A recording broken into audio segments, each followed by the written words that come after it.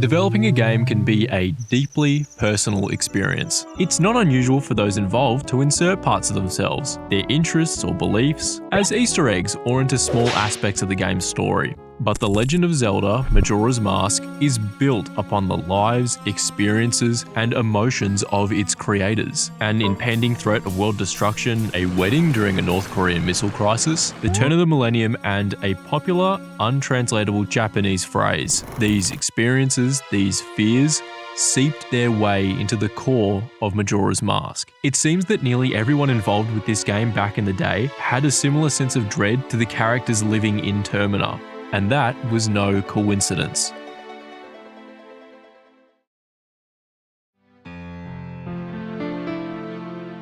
Ocarina of Time stands among the greatest games of all time. It holds the #1 spot on Metacritic, even though the 3DS remake is better, at a 99. Critics and consumers alike essentially said it was the second coming of Jesus. If you don't know who that is, pretty famous guy. From the moment it came out, it was considered perfection in the video game space. Immediately, it was in the conversation for the GOAT. No, not that, but Ocarina is just that good. After the 1998 release, development on Ocarina's sequel was soon put in motion because, well, money. Originally starting off as an expansion, the game's eventual director, Eiji Aonuma, was able to convince Shigeru Miyamoto, aka Mr. Zelda himself, holy shit, that's cold, that a full sequel would be a far better option. Miyamoto agreed under one condition. It had to be completed in 1 year.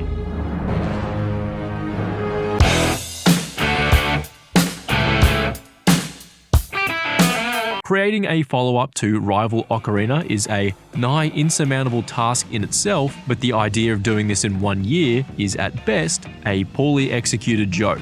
Hey Mer, tell this guy he's got to complete a game in 1 year. I don't know why that sounded like Peter Griffin. Many of the crew from Ocarina returned for Majora's Mask, and by this point it can be assumed a sizable amount of the staff were running on empty. They just spent the last 2.5 years developing perhaps the best game they could have possibly made, ever. And then the initial expansion / semi-sequel they were working on gets cancelled because of the failure that was the N64 DD, which you might think that the DD stood for disk drive, but actually stood for doo-doo. Talking about the game now, the unfinished business left behind by the characters of the transformation masks may be an insight into the subconscious thoughts of those who feared the game wouldn't be completed in time. The moon itself can be seen as a physical representation of the unstoppable, ever-present force. Even the idea of the 3-day cycle is saturated in shades of this idea that no matter what you do, this eventual collapse or deadline is inevitable. The feeling of imminent collapse wasn't localized to Nintendo's Kyoto offices, however, as a broader panic was sweeping the globe at the time. 3, 2, 1, happy 2000! Throughout the late 90s, the Y2K panic only grew stronger, or so I'm told. I wasn't there. I was chilling in what we knew as the balls at the time. Where's Paul, though? For the uninitiated, the year 2000 problem, or Y2K, refers to the worldwide panic surrounding a coding oversight. This is not one of the summer movies where you can close your eyes during the scary parts. That could lead to computer system glitches and the meltdown of Earth's entire computer-based existence or whatever. Essentially, computer programs displayed and stored dates with 2 digits for the day, the month, and the year, or month, day, year for the 4th of July enjoyers out there. So, what happens when the year goes from 1999 to 2000? Computers will think we've traveled back in time, so prison cells unlocked, lights shutting off, ATMs shooting out cash, cats and dogs living together, mass hysteria. The panic became so widespread, insurance companies started offering Y2K coverage packages. Retailers, such as those selling bulk foods and gun stores, anticipated an influx of sales in the final months of 1999. Even Best Buy gave out stickers on electronics, urging customers to shut down their PCs before midnight on New Year's. Anyways, one ball drop later, and turns out mostly everything was fine. There were some instances of computers confusing dates and or displaying incorrect digits. Shut the A video store in New York gave a customer a $91,000 late fee due to the store's computer determining a tape was 100 years overdue. Yeah, well, shows what you know, asshole. In Hong Kong, breathalyzers apparently failed at midnight, and in Denmark, a baby was born on January 1st, but recorded as being 100 years old. To my knowledge, it was not a Benjamin Button situation, and was, in fact, incorrect. Diagonally. Even though the general consensus was it was blown a little bit out of proportion, there were still some more serious results. Events involving hospitals, banks, and power plants, and these are not to be forgotten or disregarded. Anyways, the fears running across the media were prevalent at the time, which fits right in with the development of Majora's Mask. Look, it might be a bit of a long shot. Yeah, okay, very funny. But having the Mask Festival fall on the final day is somewhat reminiscent of the Y2K fears. The Mask Festival itself is comparable to many New Year's celebrations, from the fireworks to the ball drop, all counting down to either a new year or the end of the world. There's no developer interviews to support this though, so this is mostly pure speculation on my part, so do take this as 100% true fact. The core story isn't the only aspect of Majora that bears this doomsday influence, however. During the game's development period, tension grew across Japan over fears of missile tests from North Korea. In 1998, North Korea launched the Taepodong-1 missile across Japan, just below Hokkaido. The missile was launched without Japan's knowledge. The three-stage missile served as a technology demonstrator, with the US Defense Intelligence Agency believing it to be a testbed for multi-stage missile technology, as reported to Congress in 2003. The second stage of this rocket plunged into the Pacific Ocean, around 60 kilometers or 37 miles past Japan. In September of '99, North Korea and the US agreed to a moratorium on long-range missile tests. Japan still remained concerned, however, as intelligence reports throughout the next couple of years suggested North Korea continued to develop their missile technology, which I'm sure they stopped doing after that. Japan and the US together began developing missile defense systems during this time as a response.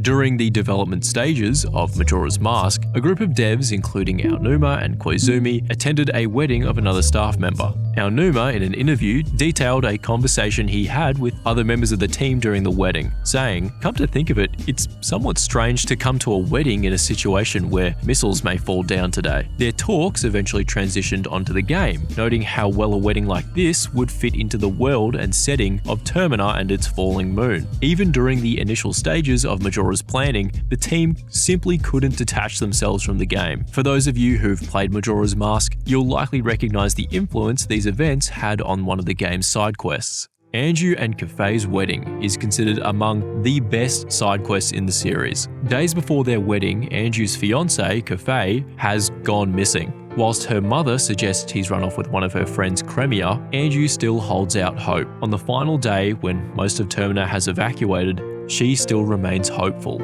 in her room with her wedding dress, awaiting Kafei's return. Scratch that one and reverse it. After tracking him down, it's revealed that Skull Kid transformed Kafei into a child, and his ceremonial wedding mask was stolen. Which I'm glad, because if he wasn't transformed into that, Anju's got to answer some questions. Helping track down the mask encourages him to return to Anju on the night of the final day. As the moon descends towards Clocktown, Anju and Kafei spend their final moments together. After beating the game, we get a brief look at their ceremony, with it being implied that Kafei's curse has been lifted. The wedding inspiration wasn't the only moment Majora's influence escaped the walls of Nintendo though. In an interview with the ever-so-goated Satoru Iwata, Aonuma discussed how he felt like an unseen force was driving him to make this game. Aonuma and his team had been trying to create a sequence for the Deku transformation. Without a finalized concept, Aonuma went home for the day. Now able to gain some much-needed shut-eye, he laid in bed. According to him, that night, Deku's appeared in his dream. He said he woke up screaming. He went to work the following day, and Takumi Kawagoe, the game's cinematic director, told told him the Deku sequence had been largely completed. Upon seeing the cutscene, he asked Takumi, "How did you know my dream?" To Aonuma's shock, he recalled it was exactly like what he saw in his dream the night before. "That's how put up against the edge I was back then," Aonuma said. Iwata jokingly suggested he may have been possessed, to which Aonuma replied, "Possibly." それは悪くないんだけど、 Not all of the game's content was derived from some psychic dream reading though, which is good, because Inception costs a lot of money and I don't have the budget for that. But the game's dialogue often directly mirrors the thoughts and feelings of the game's developers. The game itself is smaller in scope than Ocarina and reuses many of its assets. The quality of the game far exceeds the expectations of a one-year development cycle though. Miyamoto himself recalled a lot of people ended up working overtime due to the sheer volume of work that had to be done, which is very unlike the video game industry, which often allows a lot of time for developers to finish a game to the standard that they wish to. With the mounting pressure, it meant many of those involved could see their situation mirrored through the game's characters.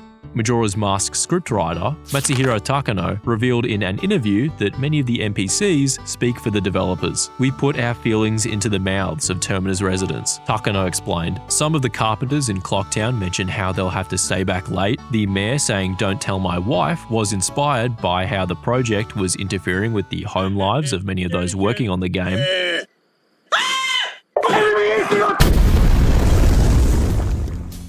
When development was almost completed, Takano actually went back and added one of the series' most iconic lines, "You've met with a terrible fate, haven't you?" The Happy Mask Salesman's opening dialogue perfectly encapsulates the themes of Majora's Mask. Unsurprisingly, Takano's last-minute inclusion, again, was inspired by the feelings he shared with his co-workers. The feeling that being assigned to work on Majora's Mask was a terrible sentence due to its scope and crunch. This woman being called a hag, however, don't think that was in reference to anything. Just think that they did that.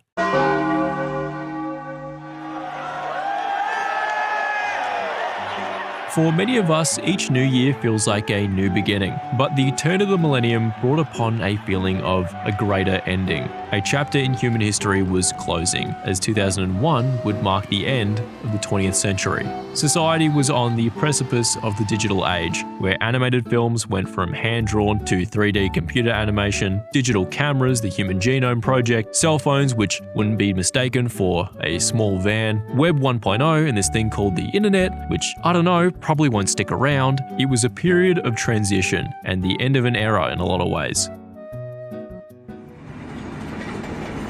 Mono no aware is a term without an exact known origin, but it's believed to have been popularized during the 18th century by Japanese literary scholar Mituri Norinaga. And if I'm getting any of this wrong, please leave a comment. It seems to be one of those words which can't really be directly translated, at least into English, that is, which is the one that I speak. It describes a very specific feeling, and herein lies its complexity. I've seen it described as both emptiness, sadness, it's adjacent to nostalgia and compared to emotions like bittersweet. I saw a number of them, and I'm combining a few here, so this is by no means a definitive definition and by no means my own. But my interpretation of this term by my English-speaking self is loosely a deep awareness of transience. Think about when you're watching a movie in an amazing trilogy. You know it's going to end and you don't have to enjoy that it's ending necessarily, but realizing that there is beauty in the fact that it will conclude. Finding beauty in the fact that things are not permanent. I see Majora's Mask as encapsulating this feeling from both its gameplay and its story. Now, I want to outline that I haven't found any dev interviews that mention this concept directly, but considering the prevalence of impermanence as a concept in Japanese media, and from what I can see, its importance in its culture, the theory that it plays a role in Majora's Mask is pretty fair, I feel. The 3-day cycle in Majora's Mask depends on both Link as a character and you as a player accepting the passage of time and understanding the power that it has. Yes, on a given day you may have cleared a dungeon, defeated a boss, saved a town from an unwavering blizzard, but regardless of how important those accomplishments on a given day may be, it must eventually end, and only by embracing this cycle can Termina be saved.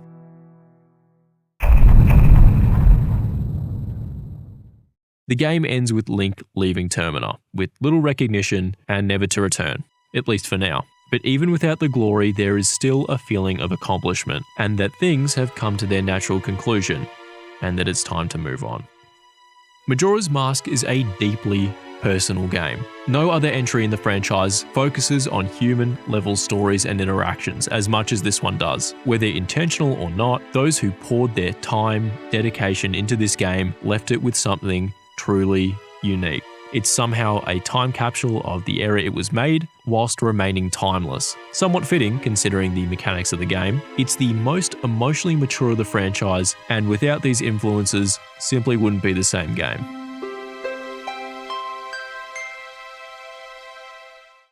Hey all, hope you enjoyed the video. Let me know what you guys thought. If there's anything I've missed, which is almost certainly impossible, let me know. But all this game theory talk fails to explain one thing, Your Honor. Why does the Goron baby do what he later claimed was a Roman salute in that one cutscene?